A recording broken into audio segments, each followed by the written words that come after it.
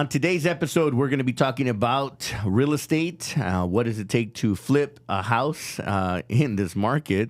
And we're going to be talking about entrepreneurship, partnerships, husband and wife team, and also what does it take to run a restaurant? Why get into the restaurant business? We're going to all cover that today on Mauricio Mejia Live. Mauricio Mejia Live.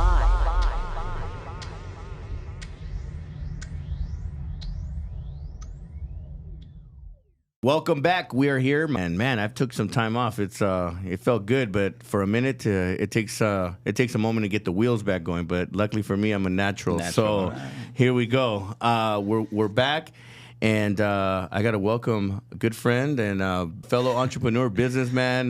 We're gonna be talking about a lot of stuff. We're gonna dive right into it. Let's do it. My boy George here, making it happen, bro. Thank you for taking the time, and you're going to help me dive right back into my zone and get back into the rhythm, man. But thank you for taking time out of your busy day. I know that you're busy running multiple businesses, and I know you got something new coming up. But brother, thank you again. Nah, man, thank you guys. I appreciate you reaching out, and it's one of those things where what you're doing is it's like a goal of mine as well. Like like you just jumping back in, like you're saying, and like you want to warm up now. Let's just get to it. I mean, that's what you got, right? That's you. It's in you, and I think that for us just to get started and getting into it, I mean, I'm ready too. Like I'm an open book. You're an open book, and let's just Bro, I think that if anything, we run similar. We run some parallels in life. Yeah. We it's not like things were spoon fed to us. I think we all come from a working background, right? People that our families have all come from where struggle is real. Right. So before we go into our stories, man, let's give the audience a little background on you. Obviously born and raised, and a little bit of your background on your family.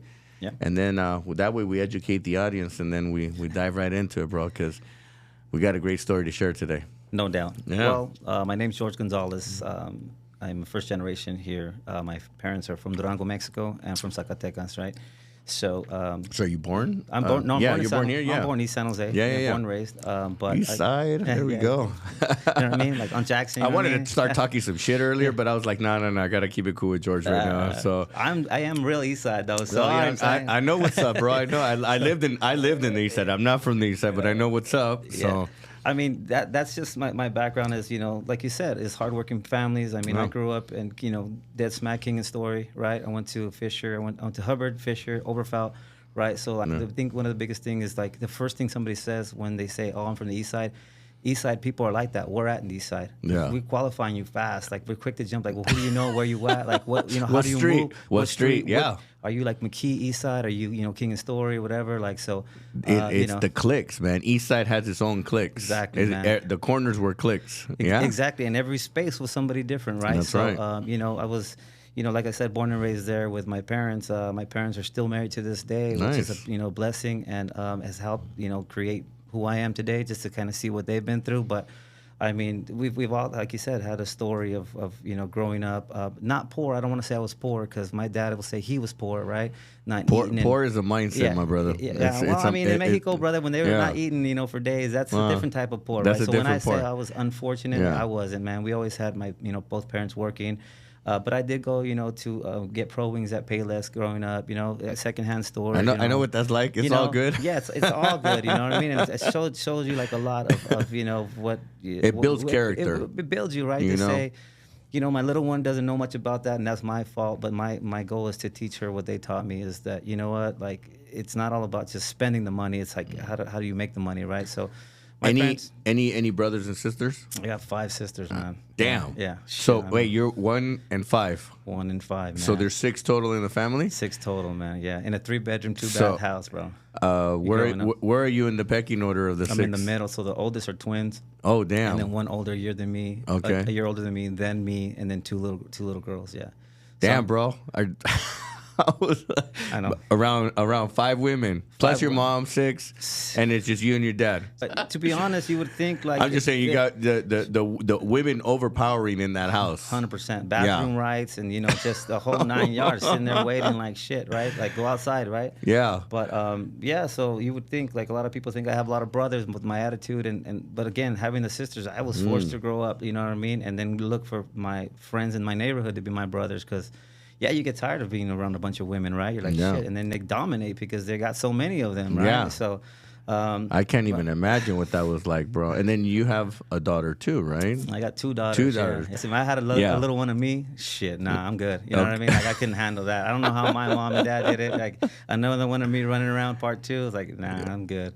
But anyways, that's where I'm from. I'm from East San Jose. I'm proud of that. Like I tell everybody that, especially in business, because that dark cloud the East Side has. But I do come from a good family, hardworking. My dad also has been in real estate as an investor for years. So he owns several properties throughout Bay Area. Nice. And so I kind of got that from him. My mom worked like everybody in the neighborhood. She worked for the cannery for a lot of years. Got it. Ended up retiring from that, and then jumped into doing services for mentally challenged adults. Okay. So she, So she decided after she retired, she wanted to do service. Keep it moving. Yeah, no, she just didn't want to be home, and she wanted to keep it moving. So she's into that, and my dad has retired and basically just manages his real estate and all that. So let's go into the where do you? I mean, obviously you said your dad is the one that sparked it. Is that, do you think, where your hustle got sparked, and is it a blend? Because I know, sounds like for me it was my mom, right? I grew up with a single mom, and I got to see her work ethic.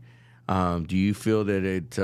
What was the one that triggered it on? And then obviously one of them had to keep it going. I'm gonna be completely honest with you. What put me onto real estate was the clothes, man. Like, okay. The clothes and the independence, and just like driving around and just wearing whatever you want, like being in a suit. Back then, as I, coming from East San Jose, we didn't have the bigger picture, like of what you can do in life. It was construction. It was like whatever your dad did or whatever avenues they're gonna push you in.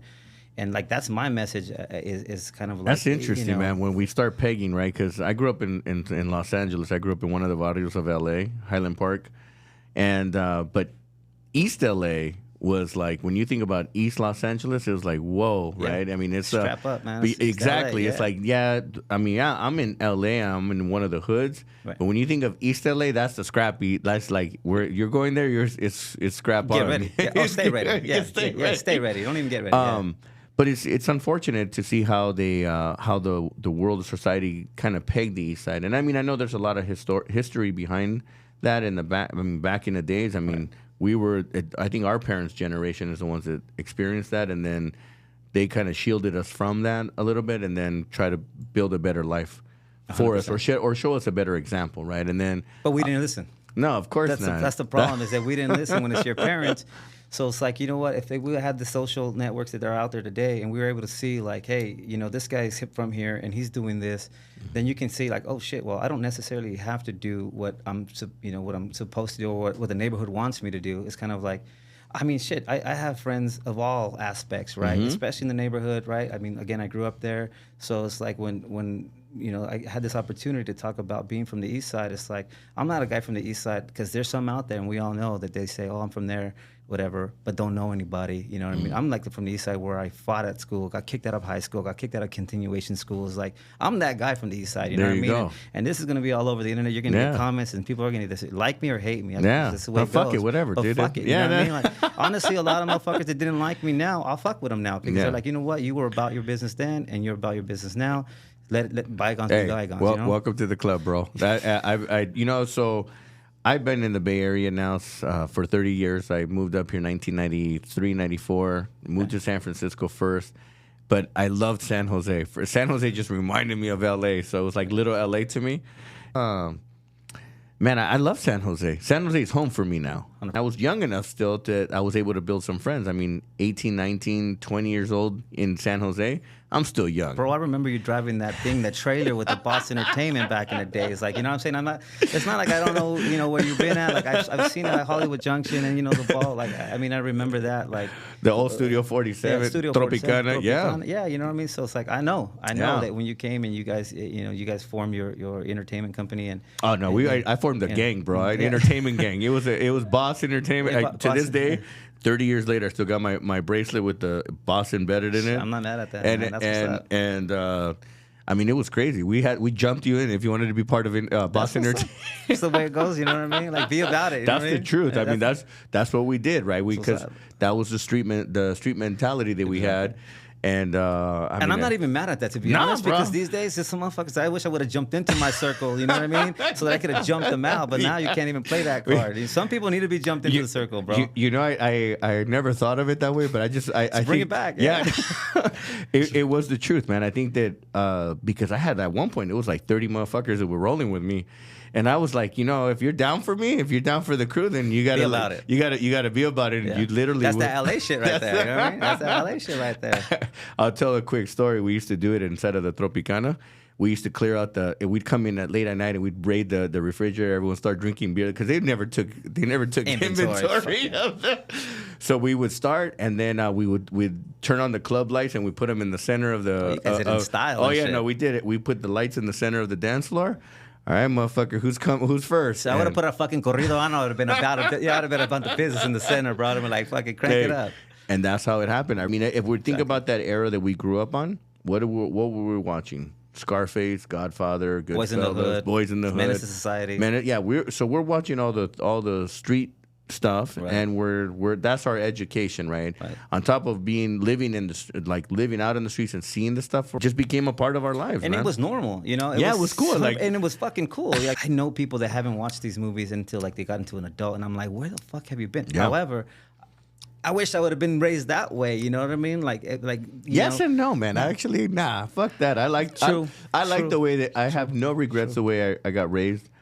At the end of the day, I look at where we're at, and I was that kid too. I went to 5 different high schools just because we didn't have stability when I ended up moving up to the Bay. I was so hungry, and I got a fresh, clean slate. Yeah. To meet new people. No enemies. The enemies I got quick because once you haters are gonna hate the new face, and then for me. I come from LA. I'm wearing my blue Dodger hat. I'm in the red hoods out here. I'm like. But again, that's that young mindset. For me, it was it was my style. It was normal. Yeah, it was my style. But I definitely quickly adapted to the environment, and I got to pick some good friends, or in the 90s, man, it was hot out here, or some people, and then just started to develop my career out here. And yeah. So let's talk about the journey again. So parents who triggered it. I mean, man, I'll be honest. Because you got the real estate going on right now. You got your restaurant going on. You got a retail store. I know your wife just opened up a retail, Velvet House. Is it already open? It's open, yeah. So it's been open for about a month. They did a ribbon cutting last week. Nice. And congratulations on that. Yeah. Thank you, appreciate that. Yeah, so Velvet House is one of my favorite mixes, by the way. The Velvet House. 5 hours. 5 hours. Rated R made the mix. Yes. And it's actually one of my favorite mixes. And I was like, what's this Velvet House? I was like, this is a dope name. And then I found out it was your wife. Store. Yeah, so it was a store. that was recorded at an active pop-up that she did in Brooklyn. So he showed up, and then he just started recording. And I'll be honest, if you go to the Club on Post, I mean, it's on repeat because it's so long. It's so long, you'll never hear it. We're closing up, and it's 5 hours. That's done, right? Or we hit the repeat button. I mean, I could probably sing it word for word. But, so Velvet House is the newest journey. And I'm going to give that all to Dana. That's her vision. 5 years she's been in business online. And then the opportunity across from the restaurant came up. And so it was kind of like, you know what, like this, go for it. And she still has to do the pop-ups though, man. Because the she pop-up is cool because it's part of the brand. But I think that having a cool little retail, because it's not that big, but it could be manageable. Exactly. Well, I mean, at the same time, when I'm at the restaurant now, she's there and Gia's there. Gia's my daughter. Yeah. So now I get to see them more often because they have their own little lounge area. She sells, and when she opens, I mean, she sells, so it's good for her, right? Nice. And it's good for me to see my little one come back and forth, and like, so we're working, but we're still together versus them being home and me being away, right? So I mean, we have a lot going on, but it's like you said. I mean, we stay hungry, and we don't know how to say no. Right. I did tell Dana that I don't know how to say. I'm working on saying no right now. It's like one of those things where I don't want to act like a celebrity, or I don't want to act like I got too much going on, because I'm just like everybody else. But shit, I don't know how to say no either. And I get this idea, like, a podcast. I bought all this stuff for a podcast. I don't even have time for podcasts, right? And podcast for me was kind of like documenting for my daughter and my buddies that we all hang out with. It wasn't to be like a business. It was just at my house. So I'm bought everything sitting in the back, right? Because I wanted to do it. I'm very like obsessive, you know what I mean? Like I get an idea and I just like go for it. And if it doesn't work, I'm okay with that. But if it works, great. You know, like for real estate, for instance, like my inspiration was, you know, a gentleman by the name Ray Garcia. You know, he's still in the game. And I've known him since I was about 12 years old. Ray Garcia, where is he from? West San Jose, man. You Okay. probably know Ray G. Yeah. Probably do. I'm from guest DJs and Eruve. You know Eruve. And, Yeah. I know Eruve. My buddy Gustavo Gonzalez. Okay. Rest in peace. I definitely. Yeah. Oh. You know, Gooch. Yeah, man. Yeah, so I grew up with those cats, man. Okay. As my older brothers, you know. So and they're from the West Side, which was all good because we used to just clown around. But I met Ray when I was a young kid, and he was like that little angel on my shoulder. Said, "Bro, you're better than that." Like. I know you. I mean, he picked me up from Tab Center one time at night when they had that whole curfew in San Jose. Right? What? I don't know what that is. Tab Center. So Tab Center back in the days, if you were cutting school, you would get picked up by the cops and they would take you to Tabs, right? But they also had like 11 o'clock or something stupid like that, a curfew. And so if you got picked up out cruising or whatever, and you were underage, they would take you to Tab Center. So and like, your parents had to come pick you up? So my mom, my mom is my right hand. My mom is solid with me. My dad is tough, so he was just leave him there, right? Yeah. My mom's like, hell no, I'm picking him up. So she didn't know where she's going. There's no Google Maps. You're talking back in the days, right? 90s. And, so Ray, he's like, I know where it's at because he's from the West Side. It was on the West Side that he went to pick me up. And so, I gave him a lot of credit. I haven't spoken to him as often as I'd like to, but like he was. He in opened real up estate. the door. He opened up the door. Yeah, he was. I was washing windows with him when he was doing his real estate, passing out flyers, and I was like, shit. Fuck, I'm listening to myself right now, passing out flyers, right? He's passing out flyers, like for the club. Old school shit, yeah. So we were doing he was doing a window business like on the side because he was also like an entrepreneur. He did real estate. He had now been in the game. Man, he's got maybe at least 15 years on me, but. I followed in his footsteps as far as like to get into the business, and he coached me, man, and he bring me up a lot, So, like, I think that the support that he gave me is what built me to be a real estate agent, and he showed me to be an honest businessman, right? So, there was never any corners cut. The whole 07 and all that lawsuits, people running to Mexico and all that. I was chilling in my driveway saying, "Fuck, that sucks for y'all." I know people that literally left all their everything in their houses, the cars, everything. Picked up and left. That's and then crazy. Came back. Yeah. So for me. So how long you been how long were you in the real estate? Or you're still in the real estate game? Yeah. You're still doing it. 24 years, man. 24 years. Yeah. So you're 2020 was my anniversary. So 24 years. So 24 years. So I started I've always had real estate in my blood, but I didn't start till 2005. Okay. And that was I remember because at the vault, when I had the vault going down, I had these guys, the Neri brothers, Felipe Neri, and these guys came up and they rolled up in their Bentleys and Ferraris and Lambos. Everyone rolled up hard on my club, and I was like, all right, who are these guys? Yeah. And the guy came up to me, he says, "You want to make some real money?" I'm like, "I'm already making money, right?" He's like, "No, Typical you want to make fucking real estate. Yeah, you want to make money? some real money?" I'm like. And I said he goes, "If you're serious and you want to," he goes, "come to my office. Here's my card. Come 7 o'clock Monday morning." Yeah. I'm like, this was a Saturday night. I was like, well, fuck, all right. At least I get to rest, right? See how that goes. But I ended up showing. I was interested because I was like, all right, Seen the cars? You seen? They bottle service. I saw them in suits. I was wearing a suit. I was like, all right, let me see what these guys are all about. And I just like that kind of like. That Latino thug, but refined thug, right? Like, what's up? Like, like we got this. And I was like, all right, let me see what these guys are doing, because I wanted to develop. And I remember that that year, actually, within the first 3 months, I was like, fuck it, I'm gonna go get my license. I didn't need a license to go do real estate, but I got one just because I had to. Yeah. It was part of their. It's good to have. It was part of their process, right? Yeah. So training course. I remember, and immediately, like when one of the brokers tried to tell me, hey, we're gonna do the split. The guy says, no, he's with us. He gets a 90. Yeah, he gets his 90-10 split, and and then the 10% doesn't go to the broker, goes to my mentor. It's just at that time, 90-10 is a great split. Hey. It took me a long time to get up that way. That again, the market was a whole different market. It was 100 miles an hour, yeah. And I remember, it's like you said, people were leaving the country, and probably 7 and 8. 8 was really when they started taking off, but. I saw that I thank God I never got into the mortgage side. I never. All I did was did the transaction. I was a great negotiator, And I just got paid. Sign here. Sign move, here. Move yeah. Here's the keys. I'm gone. Here's your washer and dryer. And if it was a great client, and here's your refrigerator. Here's your bottle of Cristal. You know what I mean? Like, it's the truth. I mean, you know, a lot of those guys. It was just like, you know, not very many are still around, right? No. And no. If you're there for a short time, you make good money, but then you're gone. Then what, right? Yeah. So. I mean, for me, I just like you've been consistent. That's the beautiful part about it, is that you've been consistent. 24 years, man. That's a long time to be in the game, and because you saw the 2008 crash, you saw the 2009, and then all the different funding, all the in betweens, man. And all of the even right now, you got to be taking it in the shorts a little bit. Not that I'm 100%. That we're fucking laughing about it, but right now the market is, but. Oh, master, me está picando la mano. That's luck right there, bro. Whew. As my wife would say, you're gonna make some money, baby. We got some money coming. I think what it does is it shakes out all the entrepreneurs, right? Or the people that want to be a realtor, and then because they think it's cool, right? Like having CEO or saying I'm an entrepreneur, or I'm the president of my company. Yeah, motherfucker. But how much have you made? You know, and then. That's where it gets me. It's like, dude, you got to put in the work and you got to stay consistent, and that's been the basis of why I bring my guests onto the show, is because we want to talk about that journey. We want to talk about the consistency. We want to take, what does it take? It takes fucking work to make shit happen, right? And it takes consistency, right? So you've been consistent, and it's allowed you to also continue to play business in different ways and different things. You've been able to probably invest in different opportunities. Right.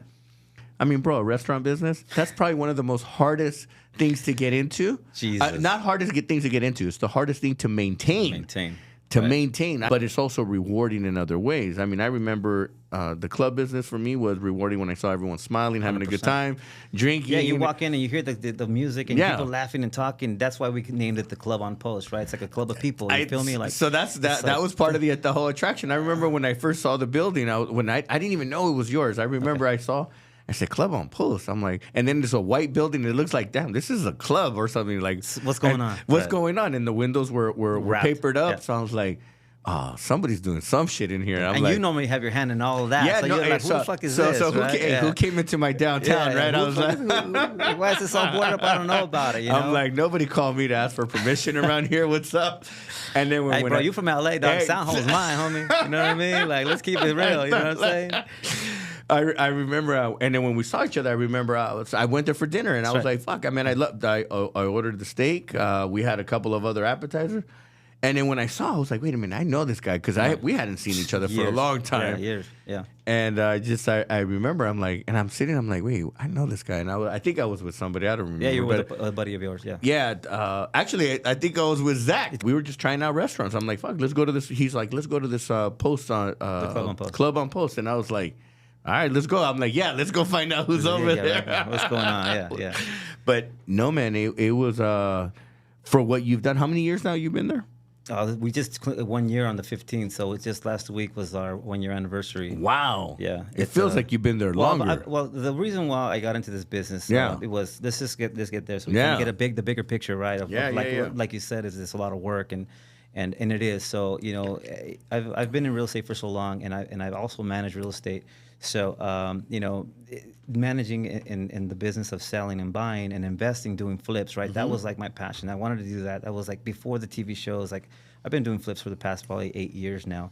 And it was before, like I said, everybody was in it, so it was a lot more meat on the bone. Then all of this wholesaling came out and all of this other stuff, right? So, I mean, my mind always thinks I got to keep making money. How long has wholesaling been? I would say it got popular probably in the last 5 years now. Okay. Yeah, when the rates were on the floor, then the wholesaler's like, hey, well, I can be in the middle of the flips and all that. And so there was no inventory. So if you had something, you could sell it like gold, right? It could have just been, make-believe. But so they got popular. So that kind of affected the flipping business.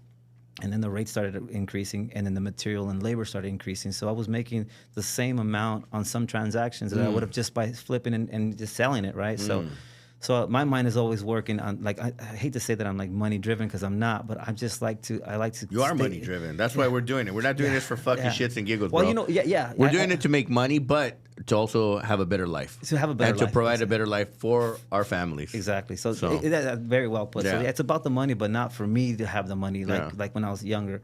and I would spend money and blow it and blow it and blow it. Really is what it is, right? And spend it and just go to the vault and just. I blew it. Yeah, it's just it goes right. You just kind of you learn your lesson or you don't, right? Yeah. And so this time around now, because I am going on 10 years this year and being married. And my little congratulations, by the way. Thank you. To give my wife Dana a shout out, because without her and her support, you know what I mean. When things get bad in business, whether it be in real estate getting slow, like you said, right now the market's slow. Yeah. But if you save your money, it doesn't really affect you as bad. It just affects your ego, right? So my biggest thing is the ego, right? Ooh, damn. So that's a highlight right there. The ego, baby. Ego, yes. And I'm trying to drown the old ego out because it's not about me anymore, right? And it's kind of like I don't want to be that guy because again, Damn. I have been. When I hear your 10 years, congratulations. I do have the complete package, and that is what keeps every business and even my mind sound, is having that person to talk to and having her to fall back on, because in business, like, getting back to the business, whether it be real estate, the restaurant, or Velvet House, any business that we're in, there's going to be the ups and downs. And I think that nobody likes to talk about the down part and the days where I'm in the kitchen crying, physically crying, because I'm like, what did I get myself into? I've always been so good at what I do. We just got raw right there. Got raw right there. Thank you, bro. I appreciate that. Yeah, I'm here to. Because I cried too. I've been transparent as possible because I could act hard and all that, and I've done that for so many years. It got me nothing, right? That's just right. To be, what do I get from that? Being real and being giving this message of being like, hey, when you're in business, you second guess your whole shit. I mean, you dump in, a big pile of money, because I bought the real estate here, so that's journey congratulations one, right? on that. So that's how I knew about the building, because I knew the previous owner. Okay. I knew the family was Don Pedro's, yeah. right? So Don Pedro's for a lot of years. Yeah, so I knew the daughter, actually. Elizabeth owns Juicalize, and that's how I knew her. Okay, yeah. Unfortunately, that was an interesting transaction there, but congratulations, because it's a great piece, 100%. and it's in a great area. And so that's how I knew about the space. I was like, what's going on over here? Yeah, what's going on over here? I know. So like going back to that restaurant is that, the real estate was the opportunity. Yes. As long as the business wasn't doing well anymore, right? It was kind of like the guy that was running it. It went to shit. It wasn't the same. Like, so then, I got into it and I thought one day I'm going to order, I wanted to order a nightclub. I wanted to have in the bar business, right? Then I got older and I was like, fuck, I'm already tired at 9:15. So like I got older and I was like, dude, I can't do that. But then I thought restaurant, right? Like it looks cool. When you see a restaurant owner, everybody thinks, fuck, it must be nice. It's not nice. It's not nice, motherfucker. Being the one like me running and I'm like I said, I'm like, I'm hands on, right? I'm not the boss. Be like, hey, get that. I'm running, I'm bartending, I'm serving food, I'm taking orders. Like, I'm with my team as much as they're with me, right? Mm-hmm. So like I'm not that kind of guy to just point my finger. Like I'm in it, my wife's in it, like she'll step up and take orders and handle the reservations and all that. So like we are very dedicated to the business of it working, right? Right. And at all costs, right? Let's make it work, right? So my wife was not on board with me buying the restaurant. Like she was like, hey, buy the real estate because that's what you do. And that's what I do. I buy real estate, flip it or hold it, right? Yes. So she's like, I'm not going to tell you about your business. If you think it's a good opportunity and you can buy it, right? As long as everything is going to be normal. I said, everything's going to be smooth. I always say that to my wife. Everything's going to be smooth. Don't trip, right? Because we make it happen. Yeah. So she's like, and she believes me for the most part, but she knows 8% of what I'm saying is like, there's going to be issues, right? But she's okay with that. How'd you come up with 8%, bro? Well, I would say 7, but 7 is my lucky number. I sold 7 more, so 8% is like the other number I use. So 7 and 8, right? So like, you always hear me refer 7 and sold 7 more, and then 8 is that off chance, right? That So any case, we get into this, we buy it. Then new ownership. The current tenant there wasn't on board with me.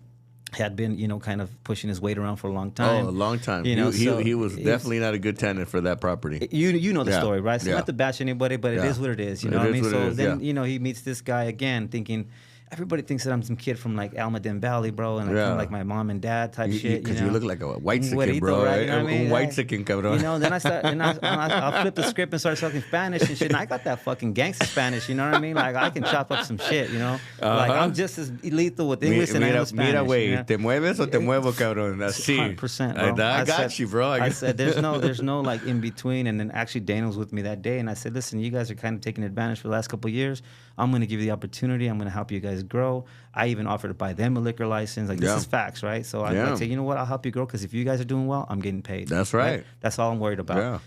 You know, he got up, he was upset and blah, blah. And I sat him down fast, man. I said, check this out. You know what? You sit down or we're going to have a problem. No, te sientas o te siento, cabrón. Straight up, you know, in Spanish. You know what I Yeah. mean? I just like, pues va a haber problemas. It's like, I'm all about that. I'm built for that. You know what I mean? Like, Yes. I'm 100% about it. And I think that this generation, they're losing that. Like, I'm not saying violence is good. I'm not advocating that. No. But when somebody is like, you know, if there's a confrontation, you got to stand your ground. You know what I mean? Yeah. And you got to have know, an edge. You got to have an edge. You have to have both feet planted.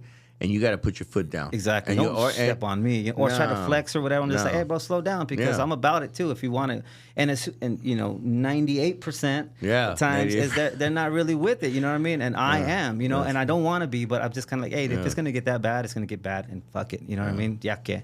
You know what I mean? But any case, so it didn't work out with him. I said, you know what, get your stuff. He went in there, and you know, I had bought the whole business, everything. You know, cups, plates, whatever.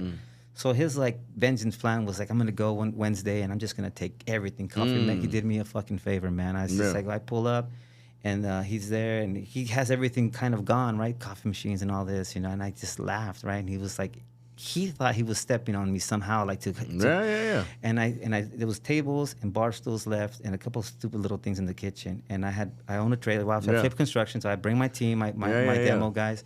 And so he hands me the keys and you know, kind of like with this smirk, like, go start from the ground, right? And I tell my guys, hey, tírame todo a chingar su madre, I tell him in Spanish, right? So throw everything away, in lack of better words. Yeah. So the next thing you know, tables, chairs, paintings, whatever he left, everything was he was just kind of watching his whole life shatter. Because those were his items, you know? There was nothing in there I could have used, not a napkin I would have used, you know what I mean? No, you got to take that to the studs, bro. Exactly. And that's what I mean, you've been in there now, right? And now, it's beautiful. What we've built there, it's like people will walk in, but there used to be a Mexican restaurant somewhere down the street. I'm just like, I don't know. I don't know. Like, I don't know, whatever. But some people, like, it was like, right, just can't be it. I'm just like, nah, it's not it. But, you know, so anyways, you know, we made the deal happen with Elizabeth, and I appreciate her so much. She, you know, she's emotionally tied to it because of her father, who was the founder of Don Pedro's. And, and she gave me the opportunity, and I do appreciate her for that. And she's, you know, she's always welcome to come in, and she knows that that's her little piece of them is still there. So, like, you know, again, like, when we get back into the business mindset, is like, we bought the restaurant, I gutted it, no quedó nada, right? I mean, it's a construction zone. And people were asking, like, hey, at nighttime, the old guy used to sell tacos. And what did I do? So I said, oh, shit, I know a taquero. Boom. Made a phone call. Hey, what are you doing on the weekends? Nah, what's up? You want to make some money? Of course. All right. His name is Pedro. And I was just like, well, get to it. Let's go buy a plancha. Jump on everything, right? Went to go buy a van. I went to go buy a plancha, tanks. You went all in, bro. I just said, you know what? Buy everything you need. Next thing you know, man, you know, and then shout out to my buddy Lorenzo, who's like, you know, he owns a grocery store, Region Market down in Morgan Hill. I made that phone call. Hey, I'm going to need to hook up with meat. He has Harris Ranch beef. So I'm like, I'm going to go in. I love it. Yes. So our tacos are fire, man. Like, salsa's fresh, and we had good beef. It was Harris Ranch Prime, by the way. So that's a plug for Lorenzo right there. I love Harris Ranch. I actually, when we had Chachos downtown, originally when we started the Chachos on San Fernando, the old school. Not the old school, not on Almaden. The one on San Fernando, right by the university. Yeah. That's the one that I was a partner in on. Okay. When we first started, we brought in the Harris Ranch. And then my partner got chunty and fucking decided he wanted to go cheap shit. The cheap stuff, and that's another garbage. story. It just gets recooked and dried out, right? Yeah, it's garbage. It's garbage. Yeah. So like when we hit the taco stand, it was against quality. It was set up. Everything was clean. There was napkins. We had the benches set up. So I'm out there till 3:30 in the morning selling tacos. You know what I mean? I'm handling the bag, right? You know, just getting change, and he's cooking and so like we started from the bottom there too. We were doing 80 pounds a weekend of carne asada, 40 pounds of pastor. And you got a liquor license now too, right? We have a full liquor. Full 47. Nice. Yeah, full 47. Nice. So you know, those are not cheap. They're $100,000 now, by the way. So if you got it, are they really? Yeah, it's $100,000. Oh man, that's what it costs. Yeah, so that's crazy. But you need it, right? Yeah. So that's what took us so long to open the restaurant, is that we were, you know, kind of waiting for the liquor license to get transferred over. This is like right after COVID. There's people that work in it, don't work in it. It's kind of sloppy, right? So, because mind you, I've been there for going from 4 owning the real estate and trying to get the license and permitting going. Yeah. So that was very important for us not to open without the liquor license, because I'm not gonna say that I won't, but if I go somewhere and they don't have like a, you know, cocktail, I'm kind of like, you know, a beer, that's cool, but you know, like, beer and wine is cool, but it's not. It's not for downtown, not for the vision that we had, right? That's right. So, you know, again, we just started, you know, pivot from the tacos, and I left that independently running. and then you still got the tacos going on right now. I canceled them now. Yeah, I took them off because there was like, if you go downtown now, there's a taco everywhere. There's, it's just a mess and there's a lot of mess and a lot of bad that comes with it. Yeah. So I don't want to be the one to say, oh, well, I'm out there, but I'm legit. But where do they, cook? Because we're cooking out of our kitchen. We wash our hands. We have a bathroom. But now you have like everybody next to us, right? Yeah. So it was like, you know what? Let's put a stop to it and let the city hopefully clean it out and get back to normal, because you're basically not competing, because we had our clientele, but it's cheaper over there because they don't use Harris Ranch, they use cheaper clothes, so cheaper meat, but whatever. So we just said, you know what, I'm busy now inside anyways. I don't want to manage that at the moment. So let's get into the restaurant or whatever, and like you said, like the restaurant business is just kind of like, it's good on the outside, but when you're in it, and the real estate, my real estate career is building that restaurant, and all my money now is focused on not buying any more rentals, not buying any more like flips or anything. Now it's just kind of jumping into maintaining the restaurant, building it, making sure that it's self-sufficient. Do you feel that you've built this wealth, right, and this you've built this empire of yours, and at any point do you feel that the restaurant or any of your other, well, you just gave me a good example of your your taco stand, right? Yeah. I would think that would be a quick cash flow, like little like quick cash, like that's my little ATM right there. It was for a long time. And but at any point do you see that the restaurant? Well, you seem to have built a model that works, because it's got to be working. It's working, especially when you got a full liquor license for the size of that location. To have a full liquor license, that's actually, there's more value in that liquor license. Then there, and I'm just saying it from a business standpoint. That from the what you've built there, the brand, perfect, man. It downtown needs something like that. Thank you. Again, it just at what point do you make your decisions to say, okay, this is now a thriving business? Do you move on to something else? 100%, man. Yeah, because you can't get stuck. You can't put all eggs in one basket. Right. And that's my problem. I'm a deal junkie, right? So I got my real estate stuff going. I got my staffing business going. I got the gym going. I got the podcast going. And what I have caught myself is that sometimes I get thinned out. Overwhelmed is it's not really overwhelmed. It's just I got to put my energy into the things that are making me the money, right, and that are allowing me to continue to have fun and do the things that I want to do, right. And that's so I kind of, there's my barometer, and I say, okay, recently I just started really refocusing myself and saying, all right, this out, this out. I think that a lot of the stuff had to do with my personal life, though, too. I just had to really do a self-reflection, say, all right, dude, ya estuvo, no más. Well, that's why I stepped back. I stepped back on the tacos, because my energy was like, dealing with that at night and getting the, they were pretty sufficient to go and get the meat and all that stuff and preparing it. But the focus that I wanted to do is focus back on the restaurant and building the clientele. Like, we have craft cocktails there, right? Yeah, so it's we want everything. You got craft cocktails and great food, bro. Your steak is bomb. Your steak is bomb. Everything is house made, man. From the steak sauce. My the chef Antonio. We went there for breakfast. The chilaquiles are off the hook. It's quality, though. Like everybody misses that step in quality, and that's what we're trying to provide at the restaurant is quality, a friendly environment, like for all ages, for everybody, all ages and all people. And again, like that was the vision, and it's coming to life, right? And so I'm happy about it. But like when I go back to like what you say, like, well, what's next? Well, now that it's doing itself, right? Now what's next is get back to my real estate, to flipping, because I love that, right? Like me waking up to go show real estate or go get an opportunity to flip a property. That's what was like, oh shit, my eyes light up right now. We have 4 projects going on, right, throughout the Rose Garden all the way out to Sunnyvale. These are flips that you're going to These are flips, nice. Yeah. So we're already give us an example of what does a flip look like for you as far as dollar wise? Because real estate in the Bay Area or real estate in California is banana. It's a house is no less than $1 million. In the Rose Garden, that's an easy $2 million house. There you go. $2 million. So without even thinking about it, that's probably a fucking less than 2,500 square foot house. It's like 1,200 square feet. It's a box. It's like it's a little box. But you know what? I wanted to give you extra square footage, bro. But I was like, in my mind, I was gonna say it's got to be 1,500 to 1,800 square feet for $2 million. Well, crazy. Location. That's right. And so there's opportunity everywhere if you're patient and you do your numbers right. So again, you're not going to get rich off one, but 4, Yeah. you make money, and it's baby steps. And and you also employ all the carpenters, all the tile guys. Everybody gets a piece, right? Yeah. The idea is to keep it moving and rolling, right? Everybody gets a piece. Money we all flowing, win. baby. Money flowing. Yeah, money flowing. And you're providing. If you think about it, right? One house that you're flipping provides work, food, and shelter. All basic needs of us to live in this world, man. Yeah, right. We need to work. We got to produce. We got to shelter ourselves, and we got to feed ourselves. And then repeat. Exactly. Repeat.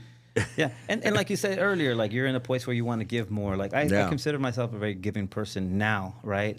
In the past, I don't know that guy anymore, if I was or not, right? Like, because I can. Damn, bro! I swear to God, I'm talking to myself right now. I swear this is like I'm like. You just grow, right? And you regret a lot of stuff you did, and there's like a lot of relationships I lost, whether it be my fault or their fault or whatever it is. But I'm not looking to fix any relationship, by the way. I'm just saying, like, you learn from that and saying, I don't know how. No, we got to fix ourselves, man. We got we got to look at ourselves and say, you know what, fuck it. You got to forgive ourselves, right? And exactly. And that's really what it comes down to. That's the transformation, right? When you're able to just let go of that shit. And that's where as ahí es donde clicks. You're like, all right, ya estuvo. Exactly. Like I'm not trying to be that guy anymore, and I'm happy where I'm at. And like I said, my focus now is. But if they fuck with you, bro, it's on. 1,000%. Like I've been tested lately too, man. I've been tested, brother. Like when I'm on Post Street, I've been tested. But again, I think about the class of people that I belong with, right? It's those that are focused on bigger, better, moving forward. Like I focus on that, not of what I could do and what I've been known to do. Like that again, that guy is not around anymore, unless it has to be for my family or something. If I feel attacked or something, then it's survival mode, and that's just any man, right? Any man that is going to survive is going to have to fight. It's men that are brought up that way. Right now, I think again, if we go back, and we're as our generation gets older, I think one of the messages that I want to share with people out there is that we got to get back to some of our roots, right? Men, we were created, and I got this from my coach, my nutrition coaches. We got to get back to what we were created to be as hunters, warriors, fucking fight. Like to defend. Men. We have to become men again, right? Yeah. And I think that's a lot of that's been really resonating in my mind again, and it's triggered, right? It's triggered something in my mind that it's making me step up again, right? I've been through we've gone through different levels in our lives, man. Right. I mean, from the streets, when I even go back to my old neighborhood, I'm just like, whoa, what? Like, I can appreciate it. They say, don't forget where your roots. I'm like, no, I'm not forgetting, but I just don't want to be there. Right. I don't want to fucking live there. But, and if I could help, if I can help someone that wants to help themselves, I'll help them. Because what happens is then you're becoming a caseworker here. You're not fucking people. People gotta step up themselves too. I think the biggest thing, and I'll give you an example, and this is a perfect setting, is that we are built.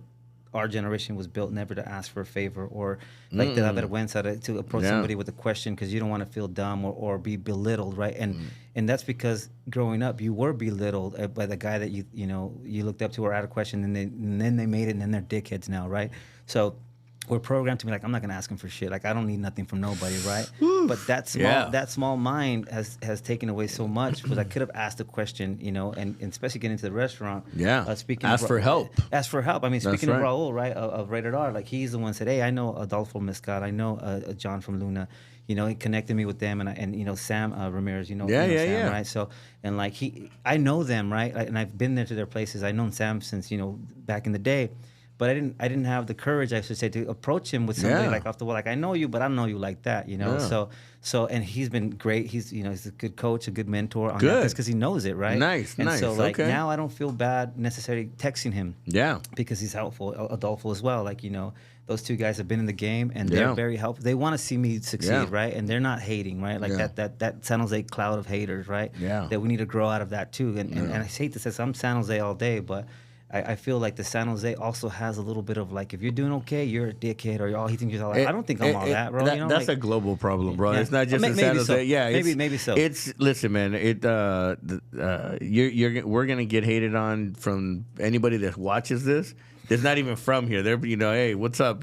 Come join, give us some more love. Give us a view because I need more hours on my views. But drop a comment. Yeah, drop a comment, even if it's a bad one. I don't care. Just fucking, I feed off of that shit, but I don't let it feed into me and affect me, right? I laugh it off too. I mean, on Instagram, I put a story up, and I always got some bozo in there, and I put them on blast. I'll be like, jump back on the instrument, like, this is what they say. People look forward to what. I mean, I be doing the randomness on my Instagram, and I'm just kind of like, I'm not that realtor that's looking for like to be a personality. I'm a realtor that does a job of real estate, right? You're transaction. There's no gimmicks. There's no gimmicks. I mean, I was top producer at my spot. How did I Wendell? You know what I mean? Those are facts. Like, I was top producer there at Realty One.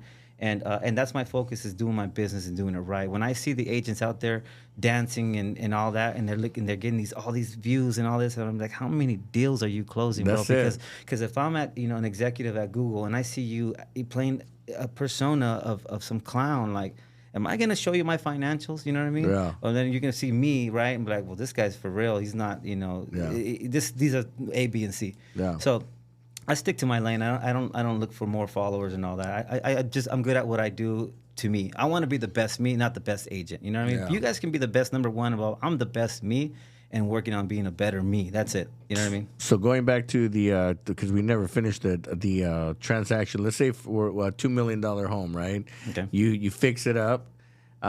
You're probably dumping another $250,000-$300,000, maybe. I don't know. I mean, 300 minimum. Okay, all right. So I'm close by. But okay, so you a property's $2 million. You dump in another 3, so you're at 2.3. I mean, you're hoping to flip that for 2.6, 2.7. 2.6 is at a least good number. at least make another 300,000. On top of that. 2.6 would be the target. You would list it for just about 2.450, and then let the market generate what it is. But it's not about every dollar after the fact. Right. It's well, because you got to recoup, right? But it's always going to be cost recovery, right? There's no magic number where you could say, okay, what are you expecting, George? Because the market does what it wants when it wants, right? So this target property in the Rose Garden right now is, okay, we are in it. We're almost completed by next week. Now we're going to hit the market 1.250. In the Rose Garden, that's a sales tactic, right? You know that we're looking at 1.5, right? Yeah. So, but if I overprice it, overshoot myself, then nobody will go look at it, right? No, you want to create that frenzy, the buzz, right? So now we walk away with 1.5. Then we're doing okay. We're taking home about 280,000, right? Profit. 300 grand. Yeah, there you go. Grand. Boom. Yeah. So you want to keep it within there, but sometimes you will go in and get something and only make 40 grand, 50 grand, right? Yeah. But and even calculated. So if you get a property and then you're able to dump in 100,000, which is just paint, doors, kitchen, right? Real quick. Damn, you know what I mean? Some expensive doors you're putting up there. Labor, baby. You know what I mean? Labor. These guys ain't cheap no more. Like labor is where it gets you. So if you're able to turn that around in a short term and do like an East San Jose flip, and you bought it for 780 and you're jumping in the market for 900, you're walking away with about 50K. That's still 3 months, 50K it's real money, So you could be a multimillionaire doing big things, or we have, But for me, it's like I stay in my lane too. Yeah. How has this success and the multiple businesses affected your way of life with you, your wife, and your daughter? Oh man, that's a great question. I think that's the most important question really to go over. Is that again, there's good times and there's bad times, right? And not necessarily financially, but there is financial bad times, right? But the good times are when we are on vacation and we're able to travel and things like that. But the bad time is when I'm working all day, and then they don't see me. So I'm up at 7 in, and I get home sometimes. Bro, you better get up at 4:30, bro. Like or 5, 3:30. I don't go to sleep until 1. Oh, so bro, it ain't gonna happen. Yeah, so I'm up at 7. I get home about 9:30, 10 o'clock. If I'm at the restaurant, 10:30. So I'm working like all day. There's no, and I need that time to sleep, right? Yeah. So my business is being away from them, but they understand. Like my daughter, which is like my everything. Yeah. Is that she? Is she daddy's girl too? I mean, is she? Yeah.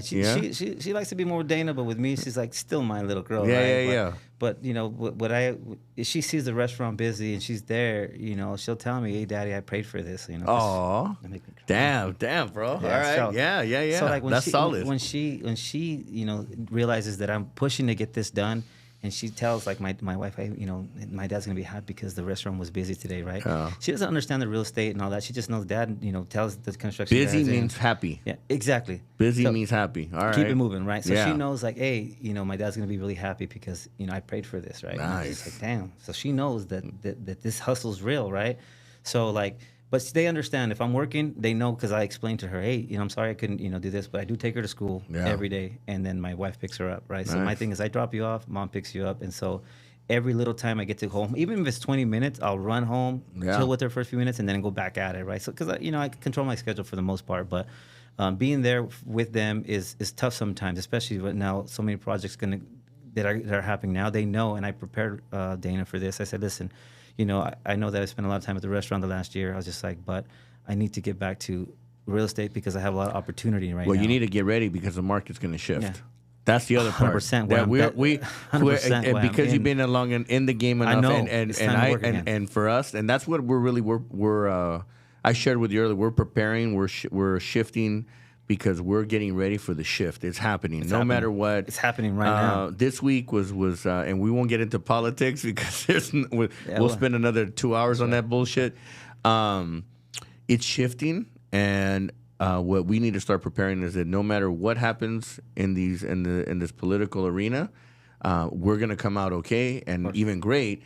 We just need some direction right now. So I don't give a fuck if a Republican or a Democrat gets into office. Who gives a fuck? Yeah. Whatever. Save the noise. Yeah. We just need someone in the office so that way we can settle the water so we can get back to work. We can get back to business because that you can only drag or hold the beast so long before it fucking gets out of control, and they can get out of control nasty. And these motherfuckers know how to play the game. So it's built that way. So for us, we need to get back to the game, and if we're prepared.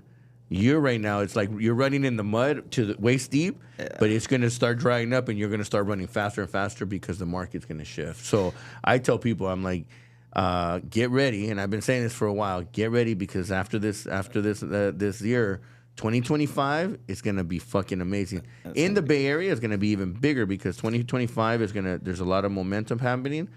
And in 2026, we got some global events happening. We have World Cup coming. Yes. And then we have Super Bowl 60 coming. So you got two big global events, and we're teeing up for those kind of things that are coming up. I mean, that's why it's important for us to get these buildings up. It's important to get all the moves that we're making right now is because we're preparing for the future. 2025 and 2026 are going to be monumental. I agree. And they're going to be, even for businesses downtown, for what you got going, they're going to be monumental. They're going to, it's on. Yeah, it's on. It's on. I agree. So what you got to do right now is just prepare yourself and get ready, man. Because it's, and all businesses will be thriving because money will start flowing again. That's the key. Yeah. That's the key, is the money needs to flow again. Yeah. And I see that in the real estate game. I see that the money now is there now, letting the banks are leaving, lending more money easily versus, last year this time it was really difficult. Yeah. And so the opportunity as well, like you said, is that a lot of the agents that are new weren't able to survive the storm in the last, 6 or 7 months, right? No. So what I like to say about those, and nothing against the new agents, and I say this on my Instagram all the time, I have nothing against you. I was just like, but if you're not going to be here for a long time, you're taking all the easy stuff for us. So that's our vacation. That's our, we count on those easy, small transactions as we're used to having those. But then the new guys come in, they have the family and all that, which is all good, but stick with it. You know what I mean? Jump into the business, take it serious. Don't take it the real estate's good, I'm going to run to do that. No. And it sucks, I'm going to go back and work at the bank. It's like, hey, if you're going to be in this business, I'm all for it. There's no competition with anybody. There's so many people here, so much real estate.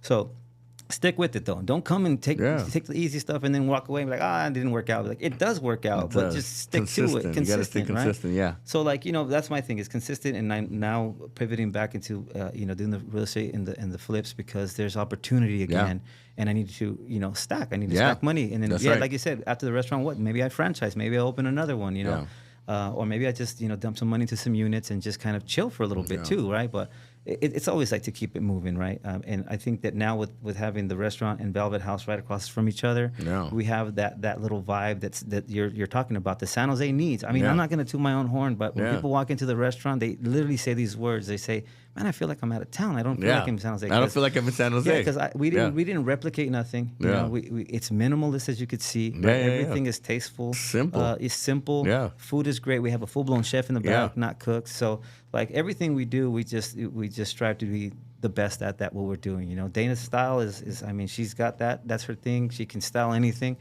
She put a mannequin on, you know what I mean? The mannequin looks fly, you know what I mean? So, you know, it's like she got that. That's her dream, and we're pushing for dreams. And like, you know, I know we're running short on time, but, you know. We're good. But, you know, I think that this podcast, in my honest opinion, like you said, say whoever they said about you and I in the past, right? Like, and we can agree that that's not us anymore, right? And so, like, my biggest message that I, you know, want to get across is that no matter where you're from, you know, I'm a perfect example. You can run my name. They can Google me. You can go downtown, you know. I mean, that's me growing up in juvenile hall. You know, I can see myself grow up.